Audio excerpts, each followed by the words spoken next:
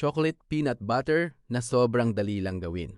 Mura lang ang mga ingredients at sigurado magugustuhan mo ang lasa nito. Meron ako ditong 200 grams peanut skinless. Lutuin hanggang sa mag-brown. Kapag ganyan na ang kulay ay pwede na yan. Palamigin at ilagay sa mixing bowl. Maglagay ng 2 tablespoons ng powdered milk. Haluin mabuti hanggang makoat ang lahat ng mani.